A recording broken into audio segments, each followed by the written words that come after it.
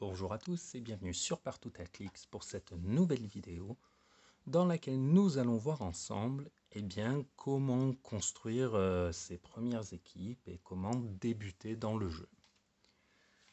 Alors, avant toute chose, il faut savoir ce que je vais vous dire au cours de cette vidéo. Ça n'aura que la valeur que vous voudrez bien accorder aux propos tenus, puisque c'est des conseils, hein. C'est pas parce que vous allez faire tout ce que je vous indique ici que vous allez devenir champion national ou si vous ignorez totalement ce qui va être dit dans cette vidéo, ça ne veut pas dire que vous n'allez pas performer au cours des tournois que vous allez faire. Ce sont juste des conseils. D'ailleurs, si vous demandez à 50 joueurs comment construire une équipe, vous aurez probablement 50 réponses différentes, euh, parce qu'on a tous une façon de jouer en fonction de nos habitudes, de notre vécu, de ce qu'on aime faire. Donc voilà. D'ailleurs, euh, d'après moi, cette vidéo, elle va exclure 3 profils de joueurs par son contenu. Et ils n'auront pas besoin, je pense, de regarder cette vidéo avec un grand intérêt. Le premier profil, c'est le joueur compétitif. Le joueur compétitif, on n'a pas besoin de lui expliquer quoi mettre dans sa team, dans son équipe. Pas forcément parce qu'il sait mieux que tout ou quoi. C'est quand vous faites de la compétition, vous avez une mécanique que vous aimez bien, vous avez un système de jeu que vous aimez bien, et chaque figurine que vous allez inclure dans votre équipe a une raison d'être là.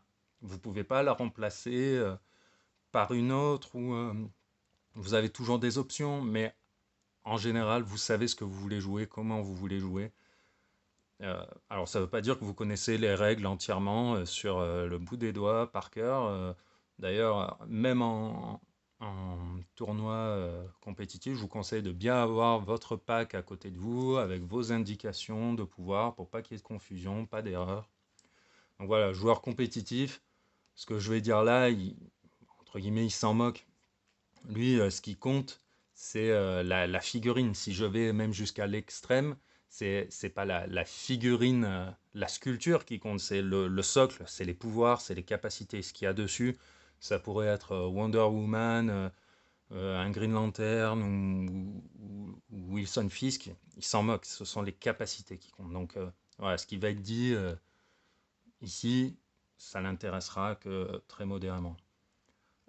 Et en fait, ça, on va dire, c'est un bout du spectre. Et à l'autre bout du spectre, vous avez ce que j'appellerais très amicalement et avec bienveillance, on va dire le puriste.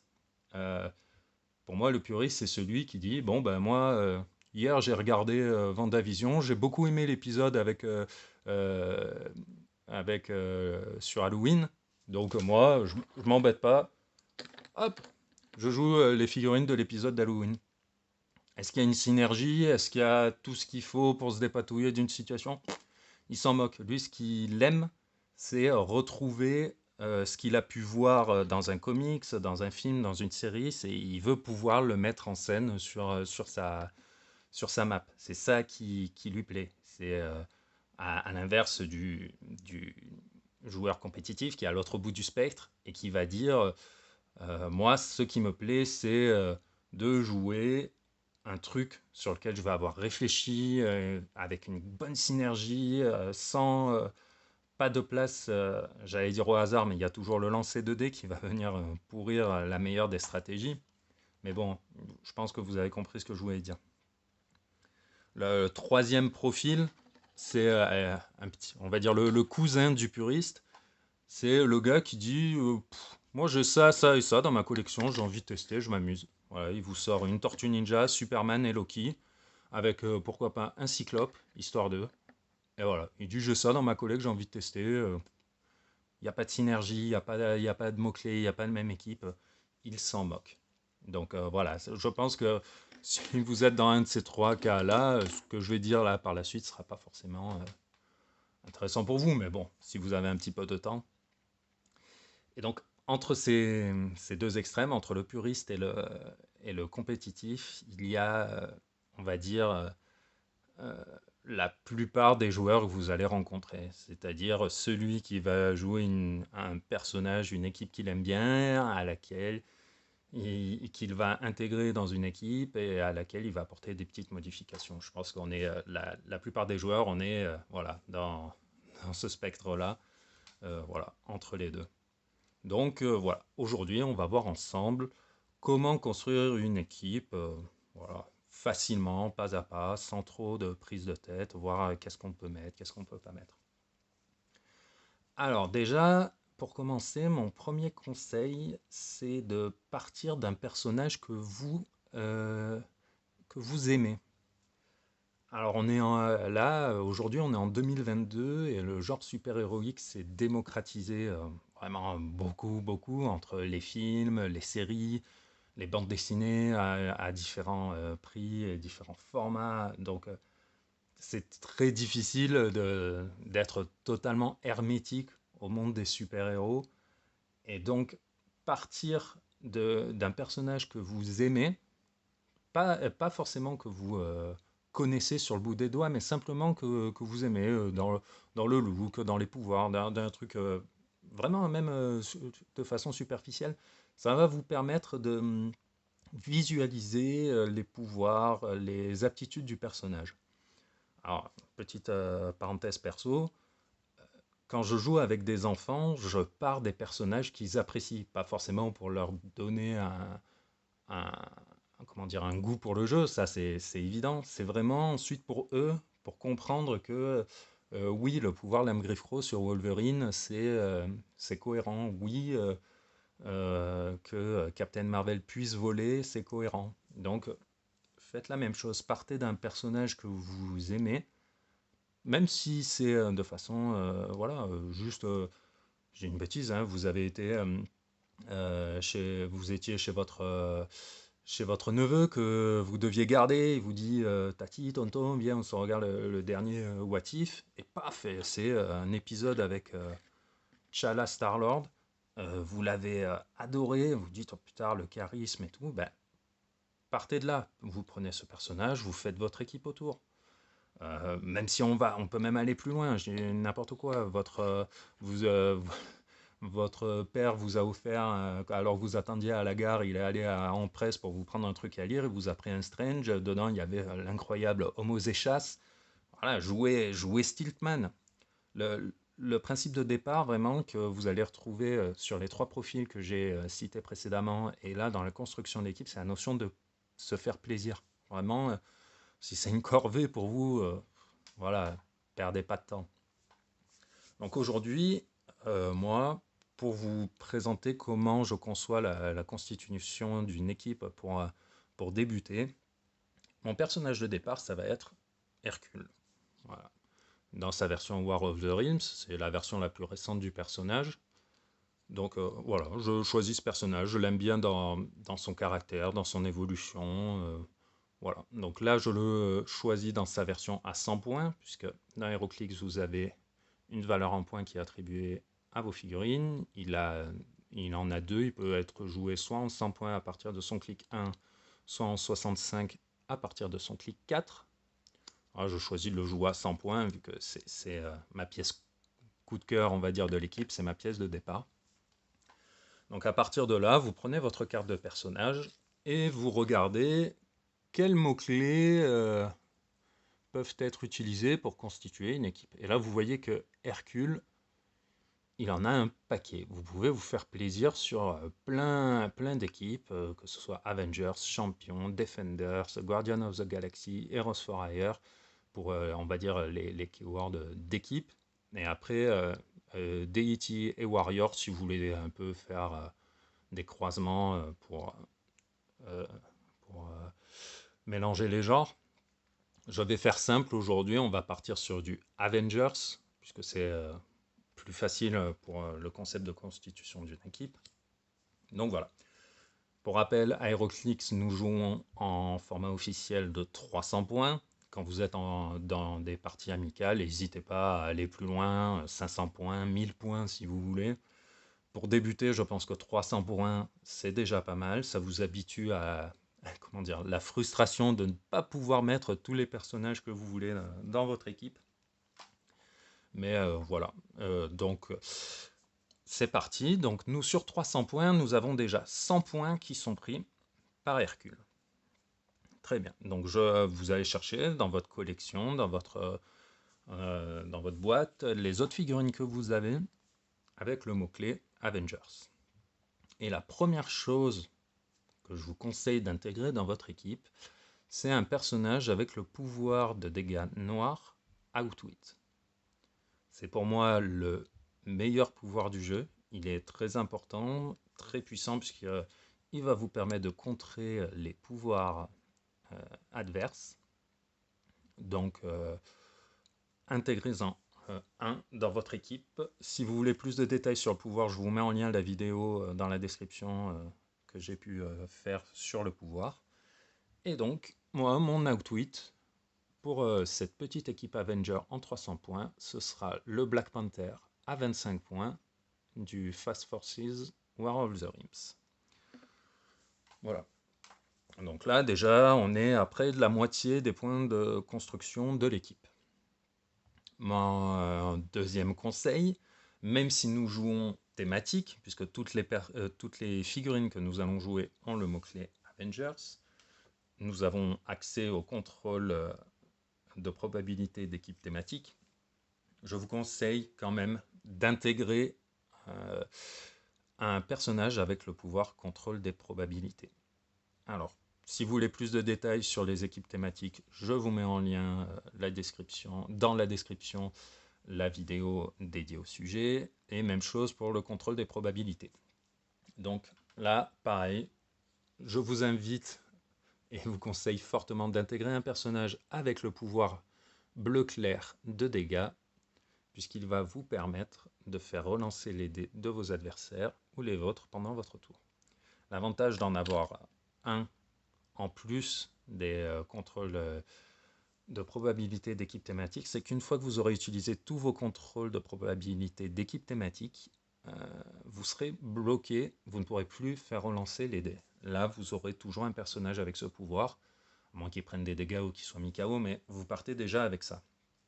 Donc là, nous avons 155 points sur la table. Nous avons déjà fait plus de la moitié de notre équipe. Bon. HeroClix, c'est un jeu de dés, un jeu aussi avec des pouvoirs et un jeu de placement. Le placement est très important. Et de cette façon, vous allez comprendre que le tir va vite devenir quelque chose d'indispensable lors de vos parties. Donc je vous invite à intégrer dans votre équipe un personnage qui peut tirer. Pour moi, un tireur, c'est au moins 7 cases. Une portée de 7 cases. Là, vous voyez, Black Panther, il a une portée de 3. Scarlet Witch a une portée de 4.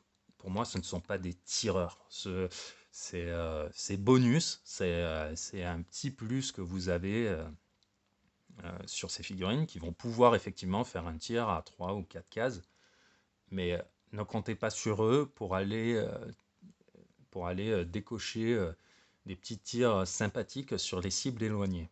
Donc pour moi, c'est au moins 7 cases. Pourquoi pas 6? Parce que 6, vous avez vu qu'il y a des pouvoirs comme Probability Control ou Outwit qui ont une portée minimum de 6. Ce qui veut dire que si votre tireur, par exemple, nous allons dire le Cyclope qui était dans l'équipe Patchwork de tout à l'heure, oui, c'est un tireur, mais avec une portée de 6, il est obligé de se mettre dans la portée de pouvoirs tels que Outwit ou Contrôle des probas. Donc, oui, il tire bien, mais pour moi, il y a mieux à faire. Comme par exemple, hop, Hawkeye, elle aussi de War of the Realms, vous voyez, elle a une portée de 8, elle a 3 éclairs, elle a une très bonne valeur d'attaque. Donc, pour moi, ça, c'est un tireur. C'est un très bon tireur, surtout pour 50 points. Vous ne prenez aucun risque en intégrant cette figurine au sein de votre équipe. Alors, on a mis une figurine coup de cœur qui est là, une figurine qui tire, une figurine pour relancer les dés, une figurine pour contrer les pouvoirs. Mais bon, ce n'est pas qu'une figurine coup de cœur, hein. Il a aussi des aptitudes. Et si vous avez un tireur, il vous faut aussi une figurine de corps à corps capable d'encaisser et de mettre des dégâts au corps à corps. Parce que vous n'aurez pas toujours les lignes de vue, vous aurez pas tout, en fonction de la map, en fonction de plein de critères, vous n'aurez pas toujours les lignes de vue qui vous permettront de tirer sur un adversaire si votre personnage est basé et qu'il ne peut pas tirer et profiter pleinement des pouvoirs dont il dispose. Vous avez besoin d'une figurine de corps à corps. Donc votre figurine coup de cœur, votre figurine de départ, elle a quand même un rôle. Et le rôle d'Hercule va être d'aller tapoter derrière le crâne des adversaires pour coller des dégâts qui, là, la valeur de dégâts pure est de 3. Mais comme vous le voyez, il possède Close Combat Expert. Je vous mets en description, dans la description, pardon, la vidéo sur le pouvoir. Il peut porter un objet. Là aussi, je vous mets la vidéo sur les objets. Donc, sa valeur de dégâts peut passer à 5, plus sa capacité de mouvement à bouger et taper. Il pourra venir épauler vos personnages tireurs pour les protéger, servir de garde du corps, les protéger. Bref, il vous faut un personnage de corps à corps. Et ici, votre figurine de départ, eh bien écoutez, ça va être son rôle. Là, nous sommes à 205 points. Là, vous avez le choix, c'est un peu, on va dire, au feeling, en fonction de ce que vous avez dans votre collection, en fonction de plein de choses. Moi, là, je vous propose d'intégrer un personnage qui va être une sorte d'attaquant secondaire, que ce soit un attaquant secondaire de tir ou de corps à corps, là c'est à vous de voir. Moi ce que je vous propose là sur cette petite équipe, c'est d'intégrer Lady Sif, qui est une très bonne figurine de corps à corps pour 55 points. Elle fait la moitié des points d'Hercule, mais elle peut là, sans objet, sans rien, grâce à son trait, grâce à plein d'éléments, elle peut infliger vraiment beaucoup de dégâts. Donc, faut pas, c'est pas parce que la figurine n'est pas rare et qu'elle coûte pas cher en points qu'elle ne va pas être redoutable ou efficace. Donc là, vraiment, avec Lady Sif, vous ne prenez aucun risque. Là encore, vous avez une très bonne figurine pour le corps à corps qui pourra être votre attaquant secondaire en apparence. Là, vous verrez rapidement que les figurines les plus chères, elles ont un peu une cible affichée au milieu du front et qu'elles vont prendre toutes les pralines. Ça va être la pièce à abattre en général. Et c'est là où on ne se méfie pas assez des plus petites pièces comme Sif ou Okai qui vont venir et qui vont faire des petits miracles. Donc là, il nous reste 40 points. Sur 40 points, on peut faire plein de choses. Là, je vais aller, on va dire, sur du assez simple. Je vais prendre 40 points pour intégrer la WASP, qui a elle aussi plusieurs hop, lignes de départ. Je la joue en 40 points puisque je ne peux pas faire plus. Ça va être, on va dire, un tireur secondaire, puisque vous voyez, elle n'a qu'une portée de 5, mais elle possède le pouvoir Penetrating Psychic Blast. Donc je vous mets aussi en description, je vous mets, à chaque fois que je vais faire intervenir un pouvoir, je vous le mets et sur lequel il y a déjà une vidéo, je vous la mets en lien dans la description, pour pas reperdre du temps à les expliquer à nouveau, si vous voulez faire un petit rappel. Et donc là, nous avons notre équipe en 300 points. Donc là, ils ont tous un rôle, on va dire, qui a été défini, qui est clair et qui va être la raison principale de leur inclusion dans l'équipe. En revanche, euh, votre figurine, elle aura souvent plusieurs rôles. Elle ne se cantonnera pas que à son rôle de la tireur secondaire ou la attaquant secondaire. Voilà. Par exemple, ce qu'on va remarquer, c'est qu'en 300 points, on n'a que 3 actions. Là, nous avons 6 figurines. On se dit, mince, pour bouger tout le monde, ça va demander, ça va être un petit peu compliqué.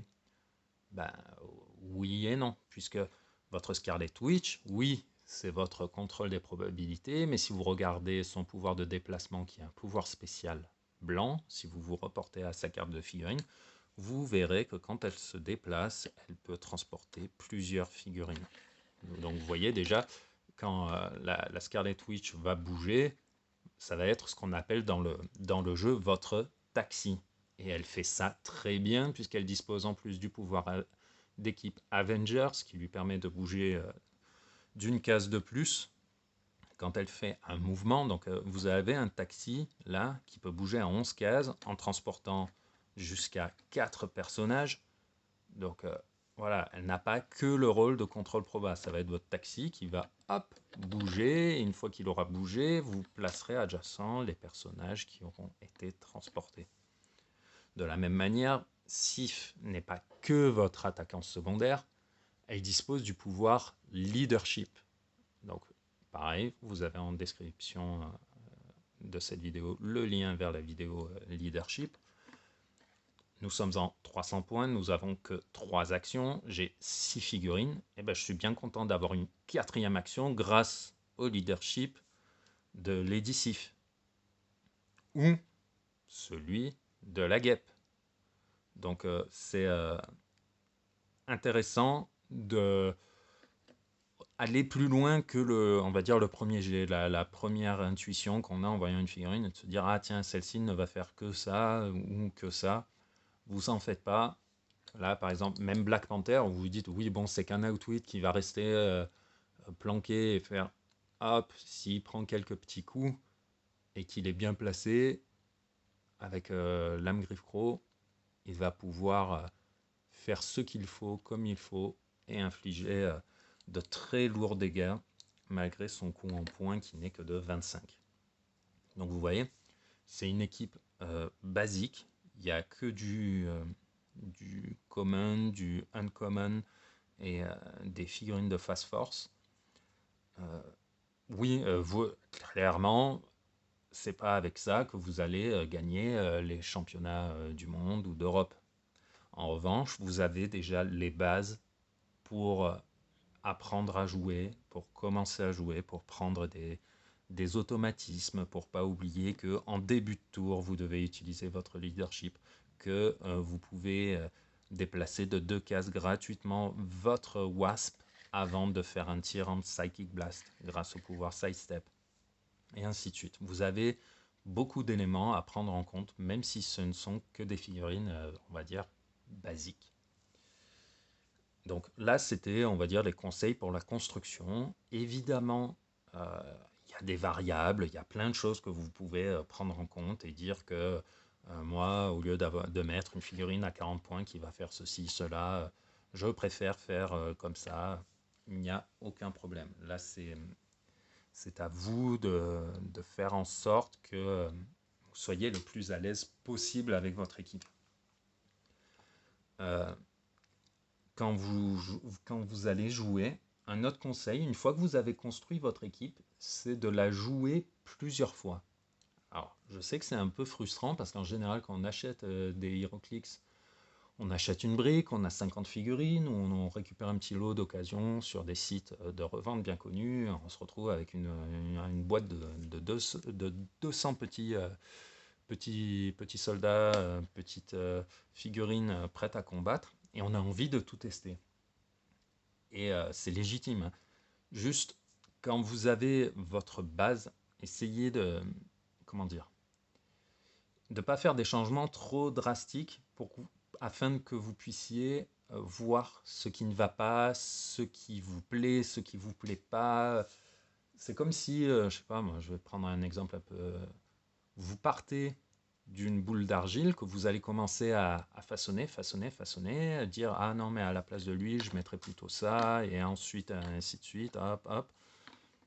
Vous allez hop obtenir une forme qui va vous plaire de plus en plus. Si à chaque fois que à peine vous avez commencé à malaxer la matière, hop, vous faites un changement total et vous repartez de zéro, alors à moins d'être vraiment sûr qu'il n'y a rien qui vous ait plu, mais si vous avez une base avec votre figurine coup de cœur et tout, faites des changements par petites touches afin d'affiner, d'affûter et de rendre l'expérience de jeu la plus agréable possible.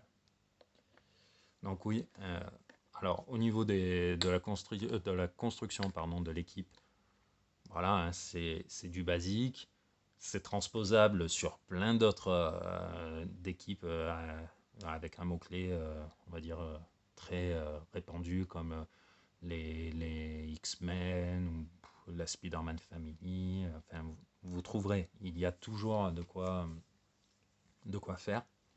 Alors, toujours, il y en a quand même, ben, malheureusement, si vous faites du Agent of Atlas ou des équipes un peu plus, on va dire, un peu plus underground, forcément, vous aurez moins de choix. Mais partez de choses simples au départ pour acquérir des automatismes, ne pas oublier les pouvoirs, ne pas oublier différents éléments qui peuvent être importants lorsque vous jouez la figurine. Donc voilà, je pense que pour débuter, c'est pas mal. Essayez d'éviter aussi les figurines avec beaucoup de pouvoir blanc, beaucoup de texte, beaucoup de choses qui vont vous désarçonner, voire vous décourager. Parce que là, vous voyez, Hercule, c'est une figurine très basique, pas de pouvoir blanc. La seule particularité qu'il va avoir, c'est un mouvement amélioré qui lui permet de détruire les terrains bloquants. Et ici, une capacité d'équipe, une seule, donc assez simple. Donc vous voyez, voilà, c'est du standard. Vous prenez peu de risques. Quand vous commencez à avoir des figurines qui sont tellement grandes que vous devez ouvrir la carte parce que vous avez du texte devant, du texte derrière, du texte sur la deuxième page, c'est difficile, on va dire, à maîtriser, en tout cas pour débuter. Une fois que vous avez les bases, une fois que vous êtes à l'aise, n'hésitez pas à commencer à inclure des figurines qui vont vous demander un peu plus de, de finesse et de subtilité. Mais pour débuter, voyez votre petite escouade avec chaque personnage qui va avoir son rôle bien défini, afin que vous puissiez vous approprier tout ça le plus facilement possible. Ah, comme je vous le redis, hein, je fais jouer des enfants, mes propres enfants, qui sont âgés de 7 à 11 ans. Euh, alors, si des enfants de 7 ans peuvent jouer à HeroClix sans trop de problèmes, c'est à la portée voilà, de la plupart des gens, je pense. Donc voilà, c'est c'est tout, je pense, pour cette vidéo. Il est possible que vous ayez encore des questions, même si là, il n'y a pas vraiment il n'y a pas vraiment de réponse unique hein, sur la construction d'une équipe, sur la constitution de votre équipe quand vous allez jouer. C'est plus une affaire de plaisir et de ressenti que de simple application de règles. Cependant, si vous avez des questions, n'hésitez pas à les laisser en commentaire. J'y répondrai avec plaisir. En attendant, je vous dis à bientôt.